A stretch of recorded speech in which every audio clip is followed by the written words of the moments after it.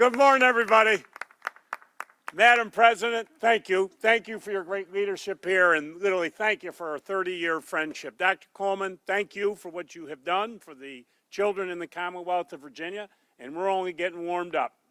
I thank my great friend, our great new Majority Leader, Charnel Herring, who just made history as the first African-American woman, House Majority Leader in Virginia history. I thank you for being here and agreeing to co-chair the campaign. And to my great friend, Mayor Stoney, it's great to be back in Richmond, one of the greatest cities in America, and I do congratulations on your re-elect, and more importantly, thank you for what you do here in this city. You have been a magnificent mayor, and I thank you for that.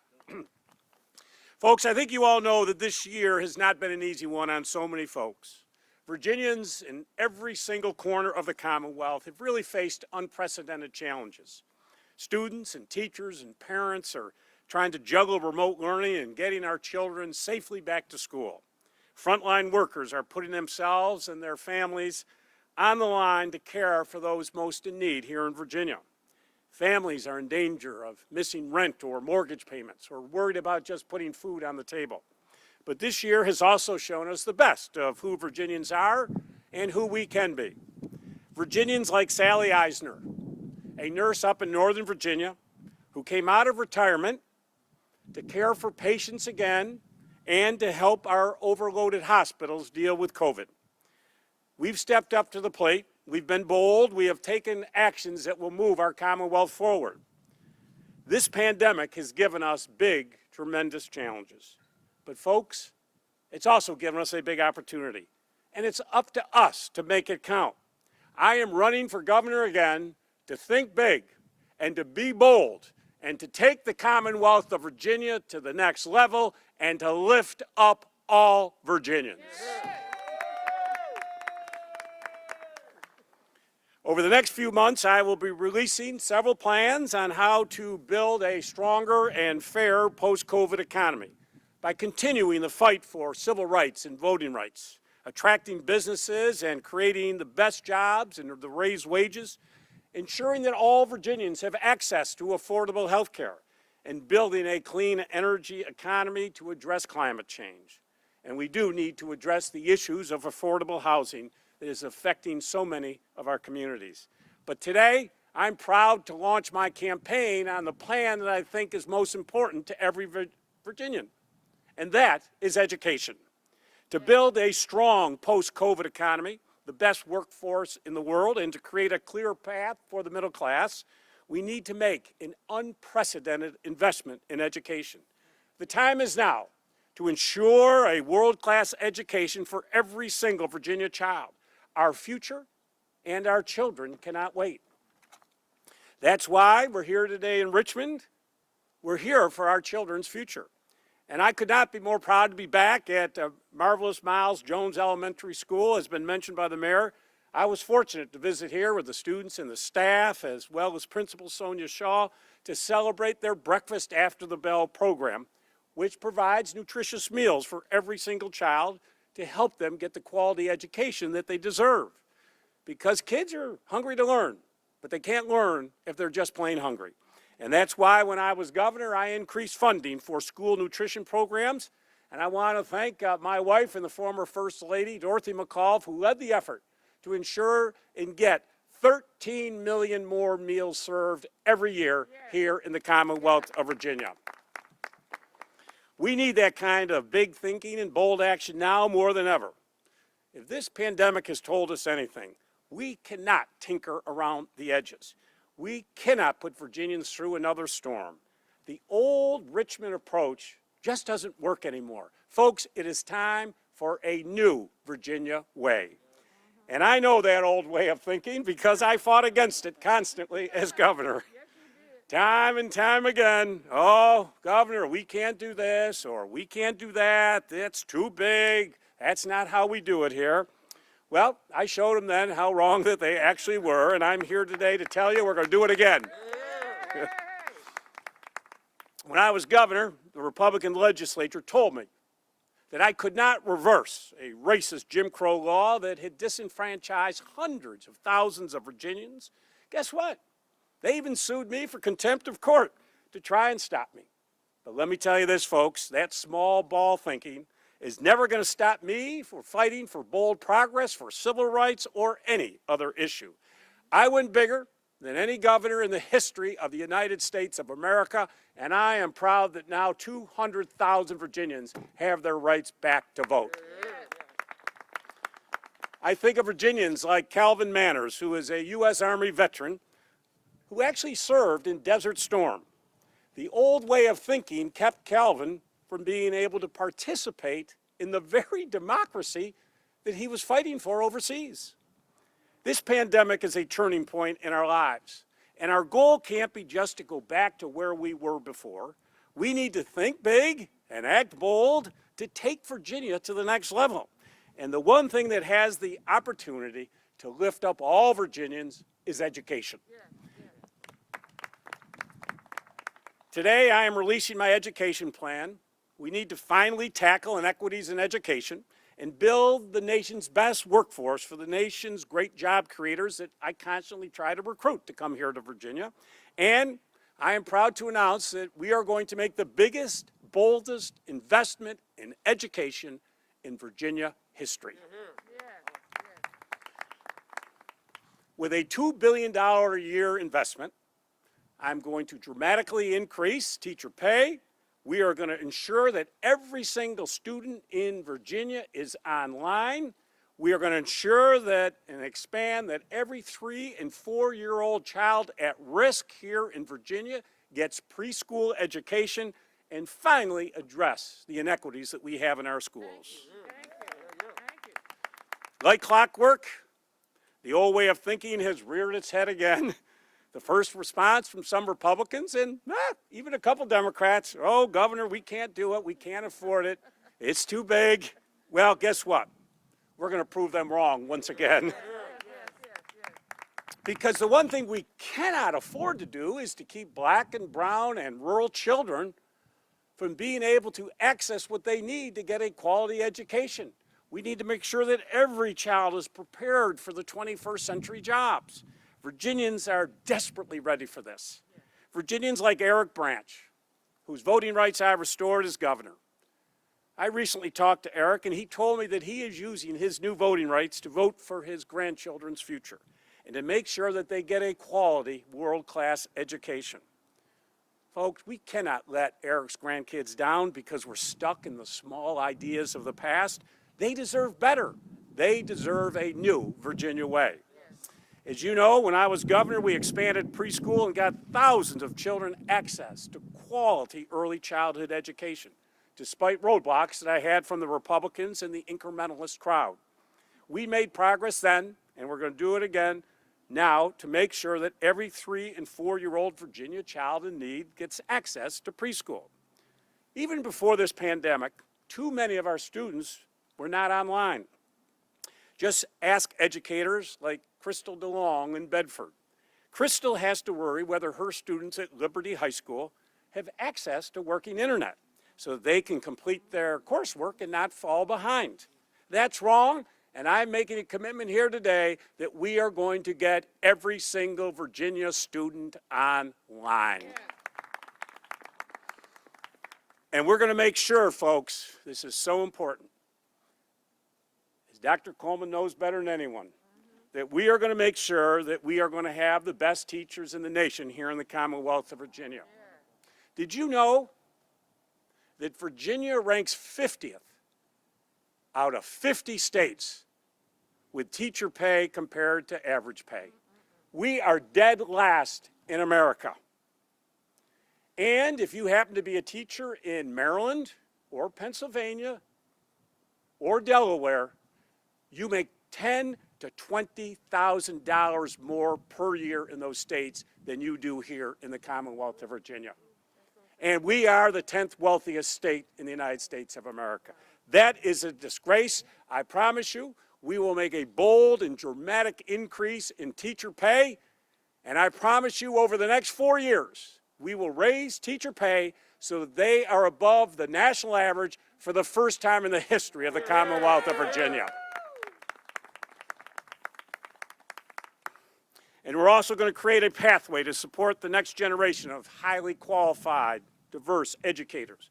If you're willing to commit 5 years to us and get an education and teach in one of our high demand fields, we will make sure that we will pay for your college education at our colleges and universities or any of our historically black college and universities. If you are willing to commit and invest in us, we, the Commonwealth of Virginia, will invest in you because you are building the workforce of the 21st century. Now, I know you all know that I'm about results and I'm about getting things done. Even though the Republicans had left me a record deficit when I took office in 2014, I proudly fought them and secured a record $1 billion in additional education funding. We expanded preschool and we got rid of 5 SOLs. We got it done then, and folks, we'll do it again on education, on job creation, on the economy. We do not have to limit ourselves to small ball proposals to fix an education system that was built for the Industrial Revolution, not a 21st century economy. I know how to bring high-paying jobs to the Commonwealth of Virginia. As governor, I brought a record 200,000 new high-paying jobs to the Commonwealth, including solar and offshore wind, so that Virginia can become the capital for renewable energy. And I'm very proud to say, under my leadership, personal income went up by 13%. And I know how to pass huge investments in our workforce development. I'll never forget giving the commencement address for 24 students in Blackstone who had attended our Powerline Training School, which was part of our first in the nation New Economy Workforce Credentials Act. These students were able to immediately walk off that stage when I gave them their diploma and begin earning $70,000 a year after 11 weeks of our training course and no college degree. Folks, that's where the action is, and that's where Virginia needs to be. Thinking big and being bold is the only way we're going to move Virginia forward. It's the new Virginia way, and it's the only way we're going to ensure that all Virginians have access to quality, affordable health care. As governor, as you all know, one of the biggest fights I had from day one against the Republicans was to expand Medicaid under Obamacare. Every single year that we didn't do it, we lost lives and we lost billions of dollars of our tax dollars. Now, because of our persistence and our refusal to give in to the Republican resistance, 400,000 Virginians today have quality health care coverage. Our work isn't done, but I am so excited to know that hundreds of thousands of Virginians now have quality care. This is why I love public service. I wake up every single morning ready to make big, bold changes that help people. I'm not interested in partisan games or the old ways of thinking and doing things. I care about getting things done for nurses like Sally, veterans like Calvin, Crystal's students, and Eric's grandchildren. We have a huge opportunity here in Virginia to address the inequities of the past, to move Virginia forward, and to create a better future for all Virginians. But it's going to take big, bold, proven leadership to get it done. I'm ready. Let's go, Virginia. Let's go. Let's go.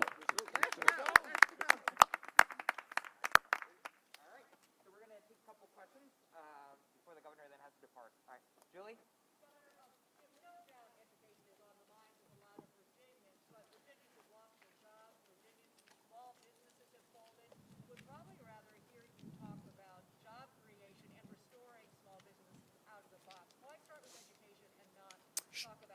Yeah, it's a good question. And as you know, when I ran last time, it was all about building a new Virginia economy, creating new jobs, economic, and I'm very proud. Over our term, 200,000 new jobs. We made Virginia the #1 state for data, for cyber, for unmanned systems. I was able to recruit, as I say, 1,100 companies to grow here in the Commonwealth of Virginia. I wrote the bid for Amazon. I went out to California, recruited Nestle Corporation to move here to Virginia. Why? Because we had a great education system. And we can't grow and build that new economy, the post-COVID economy, unless we have the best education in the system. And we cannot be successful. We are going to lose teachers. If we don't pay our teachers, and you can go to Maryland and get $20,000 more, or you can go to Pennsylvania, or you can go up to Delaware and you can get $20,000 more than we pay our teachers here, that is a disgrace. I'm going to end that. So we have to start with education so that we can give our job creators the skilled workforce they need to be successful. I know, because I did this. I talked to the Amazon folks. That investment came to Virginia because they knew we had built an educated workforce for the 21st century. And that's why I'm starting with education today. And with that, we can grow our economy.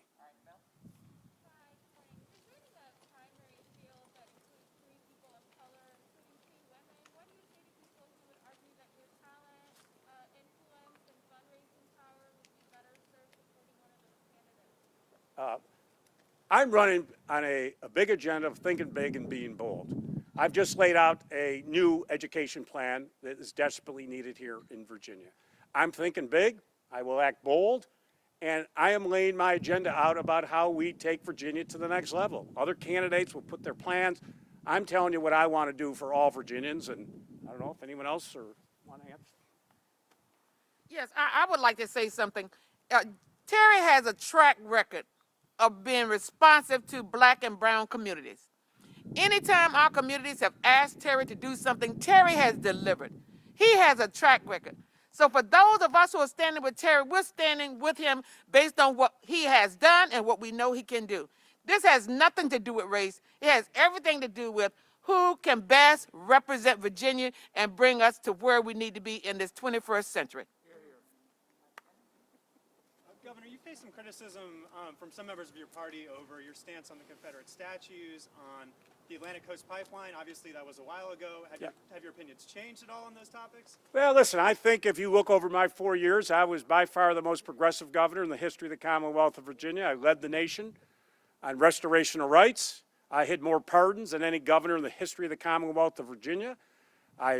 We banned the box on state application forms. I took the Confederate flag, banned it from our license plates. So I stand by my record as a very progressive Democrat, but I'm also a very pro-jobs Democrat. And I am open, always open to any economic development project that will create thousands of jobs. However, we need to, in that context, make sure we're always protecting our environment, and we have the strictest environmental regulations that a company has to go through.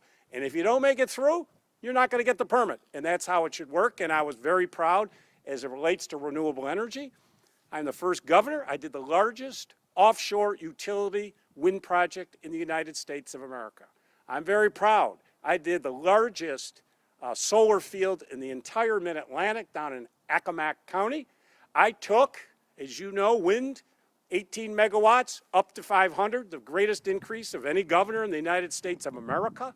I flew to Bonn, Germany, when Donald Trump took us out of the Paris Climate Agreement and stood there as a global leader and said, no, as governor, I'm going to be the first southern state to put ourselves in RGGI.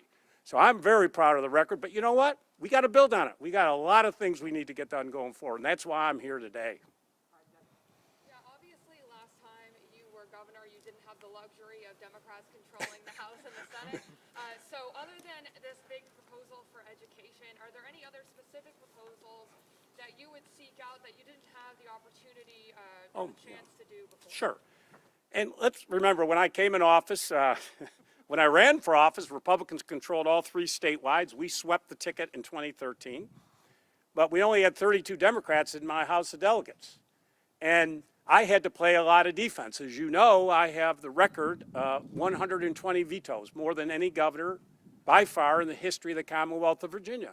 But I vetoed horrible bills that would have taken women's rights back. Virginia had passed the transvaginal bill.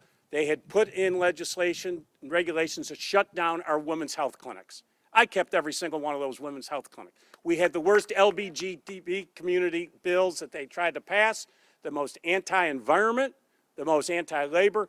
I'm very proud.